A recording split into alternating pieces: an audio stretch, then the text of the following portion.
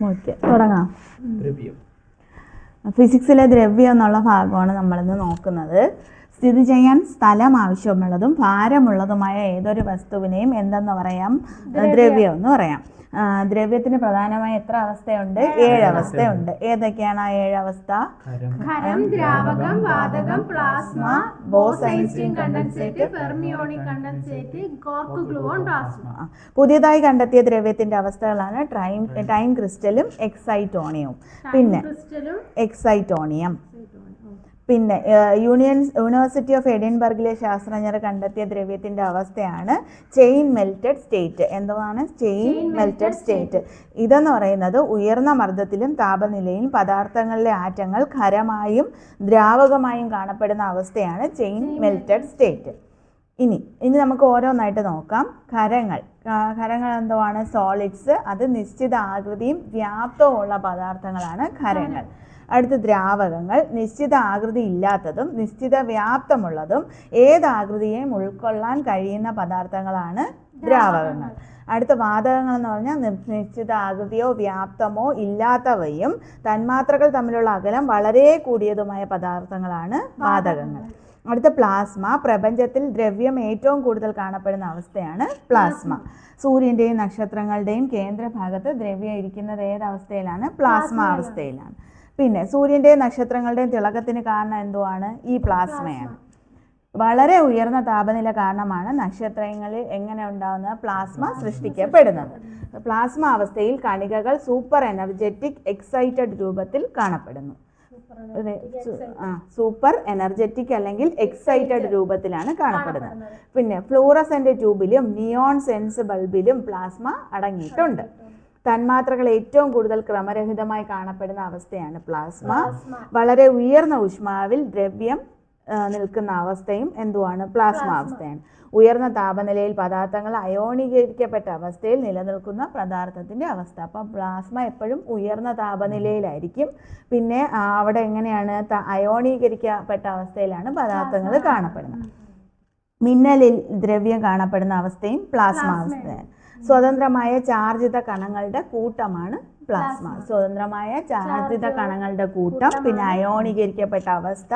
മിന്നലിലും നക്ഷത്രങ്ങളിലും സൂര്യൻ്റെയും എന്തുവാണ് നക്ഷത്രങ്ങളുടെയൊക്കെ തിളക്കത്തിന് കാരണവും ഉള്ളിലുള്ള അവസ്ഥയും എല്ലാം എന്തുവാണ്? പ്ലാസ്മയാണ്. അടുത്ത അവസ്ഥയാണ് ബോസ്-ഐൻസ്റ്റീൻ കണ്ടൻസേറ്റ്. ബോസോണുകളുടെ ഒരു വാതകത്തെ ബാഹ്യമായ ഒരു പൊട്ടൻഷ്യൽ നിലനിർത്തിക്കൊണ്ട് കെൽവിന് വളരെ അടുത്ത താപനിലയിൽ തണുപ്പിക്കുമ്പോഴുണ്ടാകുന്ന ദ്രവ്യത്തിൻ്റെ അവസ്ഥയാണ് ബോസ്-ഐൻസ്റ്റീൻ കണ്ടൻസേറ്റ്. ഒന്നുകൂടെ പറയാം. ബോസോണുകളുടെ ഒരു വാതകത്തെ ബാഹ്യമായ ഒരു പൊട്ടൻഷ്യലിൽ നിർത്തിക്കൊണ്ട് കെൽവിന് വളരെ അടുത്ത താപനിലയിൽ തണുപ്പിക്കുമ്പോഴുണ്ടാകുന്ന ദ്രവ്യത്തിൻ്റെ അവസ്ഥയാണ് ബോസ്-ഐൻസ്റ്റീൻ കണ്ടൻസേറ്റ്. ബോസ്-ഐൻസ്റ്റീൻ കണ്ടൻസേറ്റ് പ്രസ്താവിച്ച ശാസ്ത്രജ്ഞനാരാണ്? സത്യേന്ദ്രനാഥ ബോസും ആൽബർട്ട് ഐൻസ്റ്റീനും. സത്യേന്ദ്രനാഥ ബോസും ആൽബർട്ട് ഐൻസ്റ്റീൻ. അങ്ങനെയാണ് ബോസ്-ഐൻസ്റ്റീൻ എന്ന പേര് വന്നത്.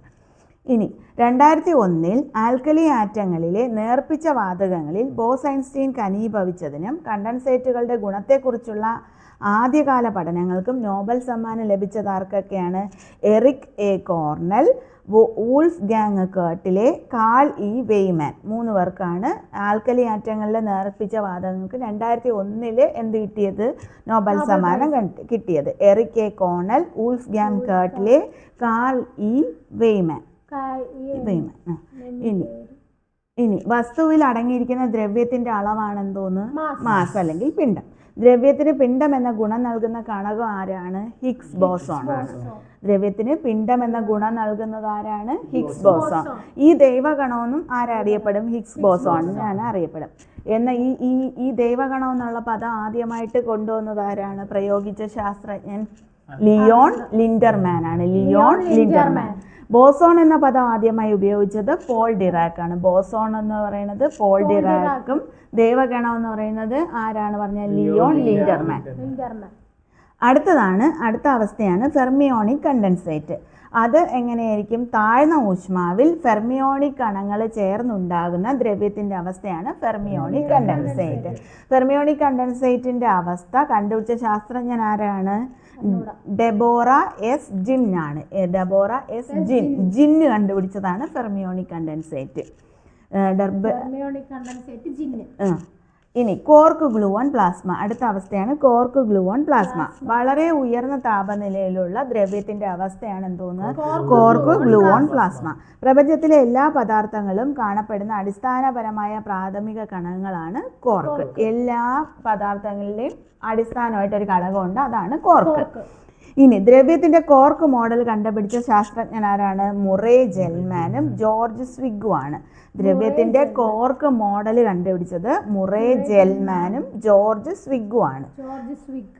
ഇനി കോർക്കുകൾ ചേർന്ന് എന്തുണ്ടാവും, ഹാഡ്രോൺ എന്ന് പറയുന്ന പദാർത്ഥം ഉണ്ടാവും. ഈ കോർക്കുകൾ ചേർന്ന് അടിസ്ഥാന ഘടകം ക്വാർക്ക്, ആ കോർക്ക് ചേർന്ന് എന്തുണ്ടാവും, ഹാഡ്രോൺ ഉണ്ടാവും. ഇത്രയേ ഉള്ളൂ കോർക്ക് ഗ്ലൂവോൺ പ്ലാസ്മ. അടുത്ത് നമ്മൾ പറയാൻ പോകുന്നത് പുതുതായി കണ്ടെത്തിയ ദ്രവ്യത്തിൻ്റെ അവസ്ഥകളാണ്. അപ്പോൾ പുതുതായി കുറേ കണ്ടെത്തിയിട്ടുണ്ട്. അതിലൊന്നാമത്തെയാണ് റെഡ്ബർഗ് മാറ്റർ. എന്തുവാണ് റെഡ്ബർഗ് മാറ്റർ?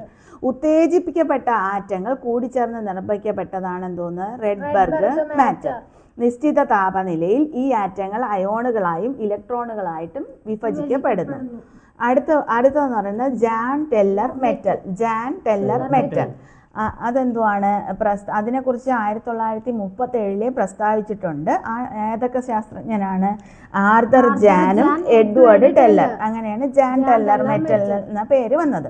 അത് കേവല 0-ന് ടെമ്പറേച്ചറിൽ താപനിലയിൽ റുബീഡിയം ആറ്റങ്ങൾ ഉപയോഗിച്ച് നടത്തിയ പരീക്ഷണങ്ങളിലാണ് എന്ത് കണ്ടെത്തിയത്, ജാൻ ടെല്ലർ മെറ്റലിൻ്റെ സാന്നിധ്യം തിരിച്ചറിഞ്ഞത്.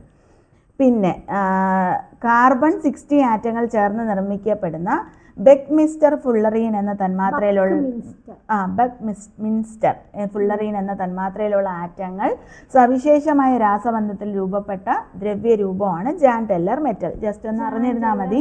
കാർബൺ 60 ആറ്റങ്ങൾ ചേർന്ന് ബെക്ക്മിസ്റ്റർ ഫുള്ളറീൻ എന്ന തന്മാത്രയിലാണ് ആറ്റങ്ങൾ ചേർന്നുണ്ടായ ദ്രവ്യരൂപമാണ് ജാൻ ടെല്ലർ മെറ്റൽ.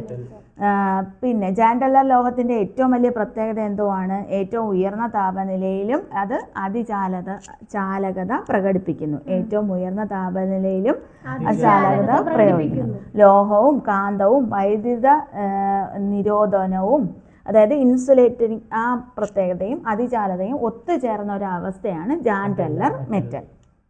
അടുത്ത് പറയുന്നത് quantum spin liquid. Quantum spin liquid ഗ്രാഫീനുമായി സാദൃശ്യമുള്ള ദ്വിമാന ഘടനയുള്ള പദാർത്ഥത്തിൽ നിർമ്മിച്ച ദ്രവ്യരൂപമാണ് എന്തോന്ന്, ക്വാണ്ടം സ്പിൻ ലിക്വിഡ്. എന്തുവാണ് ക്വാണ്ടം സ്പിൻ ലിക്വിഡ്? ഗ്രാഫീനുമായി സാദൃശ്യമുണ്ട്. എന്ത് ഘടനയാണുള്ളത്, ദ്വിമാന, അതായത് 2D ഘടനയുള്ള ഒരു പദാർത്ഥത്തിൽ നിർമ്മിച്ച ദ്രവ്യരൂപമാണ് ക്വാണ്ടം സ്പിൻ ലിക്വിഡ്. ഈ ദ്രവ്യരൂപത്തിൽ എങ്ങനെ കാണും, ഇലക്ട്രോണുകൾ കാണപ്പെടുന്ന അവസ്ഥ മയോറാന ഫെർമിയോണുകളായിട്ടാണ് കാണപ്പെടുന്നത്. മയോറാന ഫെർമിയോണുകളായിട്ടാണ് കാണപ്പെടുന്നത്. അതായത് കാന്തിക സ്വഭാവമുള്ള പദാർത്ഥങ്ങളിൽ ഇലക്ട്രോൺ എങ്ങനെ കാണപ്പെടും, ബാർ കാന്തങ്ങളെ പോലെ, ബാർ മാഗ്നറ്റ് ഉണ്ടല്ലോ, അതിൻ്റെ സ്വഭാവം പോലെ കാണപ്പെടും. ഇതാണ് പുതുതായി കണ്ടെത്തിയ ദ്രവ്യത്തിൻ്റെ അവസ്ഥ. റെഡ്ബർഗ് മാറ്റർ, ജാൻ ടെല്ലർ മെറ്റൽ, പിന്നെ ക്വാണ്ടം സ്പിൻ ലിക്വിഡ്. പിന്നെ നമ്മൾ ആദ്യം 2 പറഞ്ഞു, ടൈം ക്രിസ്റ്റലും എക്സൈറ്റോണിയവും. പിന്നെ അപ്പോൾ PQ ആയിട്ടുള്ള ഒരു ക്വസ്റ്റ്യൻ ആണ്, ഒരേ സമയം വൈദ്യുത ചാലകമായും വൈദ്യുത പ്രതിരോധിയായും അവതരിപ്പിക്കാൻ കഴിയുന്ന ദ്രവ്യരൂപമാണ് ജാൻ ടെല്ലർ മെറ്റൽ. ഒരേ സമയം എന്തൊക്കെയായിട്ട് ഉപയോഗിക്കാം, വൈദ്യുത ചാലകമായിട്ടും ഉപയോഗിക്കാം, വൈദ്യുത രോധിയായിട്ടും ഉപയോഗിക്കാൻ പറ്റും. അടുത്ത ദ്രവ്യത്തിൻ്റെ 9ാമത്തെ അവസ്ഥ ഏതാണെന്ന് ചോദിച്ചാൽ ഏത് പറയണം, ജാൻ ടെല്ലർ മെറ്റൽ പറയണം. അങ്ങനെ ദ്രവ്യത്തിൻ്റെ രൂപങ്ങൾ കഴിഞ്ഞു. അടുത്ത് പറയുന്നത് യൂണിറ്റുകളും അളവുകളും അതാണ്, തോതുമാണ്. അളവുകളെ നമുക്ക് 2ആയിട്ട് തിരിക്കാം, ബേസിക് യൂണിറ്റും പിന്നെന്തുവാണ് ഡിറൈവ്ഡ് യൂണിറ്റ്, അതായത് അടിസ്ഥാന അളവുകളും ഉൽപ്പന്ന അളവുകളും. അടിസ്ഥാന ഭൗതിക അളവുകളുടെ യൂണിറ്റാണ് അടിസ്ഥാന യൂണിറ്റ്. പരസ്പരം ബന്ധമില്ലാതെ നിലനിൽക്കുന്നതും മറ്റളവുകൾ ഉപയോഗിച്ച് പ്രസ്താവിക്കാൻ കഴിയാത്തതുമായ കേവല അളവുകളാണ് അടിസ്ഥാന അളവുകൾ. അതിന് ഒരു സ്ട്രോങ് ആയിട്ടൊരിതുണ്ടായിരിക്കും, വേറൊന്നിനെയും കൊണ്ട് അതിനെ പറയാൻ പറ്റില്ല. അതാണ് ബേസിക് യൂണിറ്റ് എന്ന് പറയുന്നത്. ഇനി പ്രസ്താവിക്കുന്നത്, ഇതിന് അടിസ്ഥാന യൂണിറ്റ് ഉപയോഗിച്ച് പ്രസ്താവിക്കുന്നതോ അല്ലെങ്കിൽ അടിസ്ഥാന യൂണിറ്റുകളെ ആശ്രയിച്ച് നിൽക്കുന്നതോ ആയ യൂണിറ്റുകളാണ് എന്തോന്ന്, വിൽപ്പന്ന യൂണിറ്റുകൾ. അടിസ്ഥാന യൂണിറ്റുകളും വിൽപ്പന്ന യൂണിറ്റുകളും ചേർന്നതാണ് എന്തോന്ന്, യൂണിറ്റുകളുടെ വ്യവസ്ഥ അല്ലെങ്കിൽ സിസ്റ്റം ഓഫ് യൂണിറ്റ്സ് എന്ന് പറയുന്നത്. യൂണിറ്റ്സ്. ഇനി അടിസ്ഥാന യൂണിറ്റുകൾ, ബേസിക് യൂണിറ്റ്സ് ഏതൊക്കെയാണെന്ന് നോക്കാം. അടിസ്ഥാന അളവുകളുടെ യൂണിറ്റ് പ്രസ്താവിക്കാനുള്ള 3 രീതിയിലുള്ള അളവ് സമ്പ്രദായമുണ്ട്. ഏതൊക്കെയാണ്? CGS, MKS, FPS. ചിലപ്പോൾ നമുക്ക് ഏതെങ്കിലും ഒരു അളവ് തന്നിട്ട് അതിൻ്റെ CGS യൂണിറ്റ് ഏത്, MKS യൂണിറ്റ് ഏത്, FPS യൂണിറ്റ് ഏതെന്നൊക്കെ ചോദിക്കാം. അപ്പോൾ ആ 3 അടിസ്ഥാന ഇതാണ് ഏതൊക്കെ? CGS, MKS, FPS. നീളം, മാസ്, സമയം എന്നിവയുടെ അടിസ്ഥാന യൂണിറ്റുകൾ യഥാക്രമം CGS വ്യവസ്ഥയിൽ ഉൾപ്പെടുത്തിയിരിക്കുന്ന എങ്ങനെയാണ്? നീളം സെന്റിമീറ്റർ, CGSലാണ് നീളം സെന്റിമീറ്റർ, മാസ് ഗ്രാം, സമയം സെക്കൻഡ്. FPS പറയുമ്പോൾ നീളം എങ്ങനെ? ഫൂട്ട്, മാസ് പൗണ്ട്, സമയം സെക്കൻഡ്.